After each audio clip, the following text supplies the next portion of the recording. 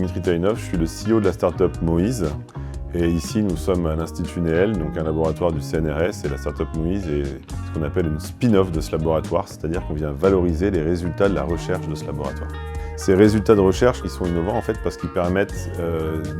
d'avoir des nouveaux procédés, de nouvelles façons de faire pour récupérer la chaleur, donc ce qu'on appelle la chaleur fatale, hein, c'est une chaleur dont on ne fait plus rien, qui est perdue dans les procédés industriels, et on vient récupérer cette chaleur pour la transformer en électricité et alimenter des capteurs connectés qui sont un petit peu partout dans les usines, c'est ce qu'on appelle l'usine du futur ou l'industrie 4.0. Du coup, les capteurs qu'on va venir alimenter, donc ils sont sans fil et sans pile, hein, ils fonctionnent juste parce qu'il y a de la chaleur autour d'eux. Ça pourrait être ma main, et ensuite la chaleur de ma main ici, elle serait convertie en électricité, et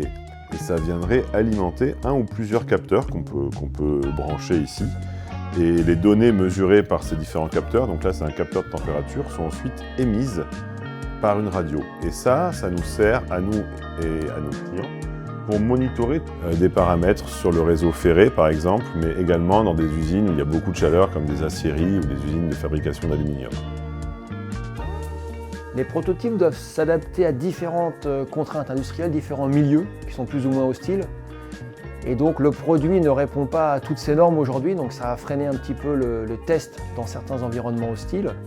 Et après, il a fallu continuellement adapter, renforcer la robustesse du produit, tout en répondant aux demandes clients,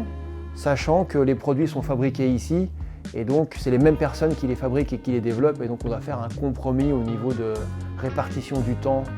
entre la livraison des produits et le développement de nouvelles fonctionnalités. Aujourd'hui, ces produits, on les vend plus facilement qu'on ne les fabrique, donc on n'arrive pas en fait, à répondre à la demande de nos clients. Et c'est pour ça que le futur de Moïse, ça va être une croissance et la production de plus de produits pour pouvoir les vendre, je dirais, en plus grand nombre à nos clients.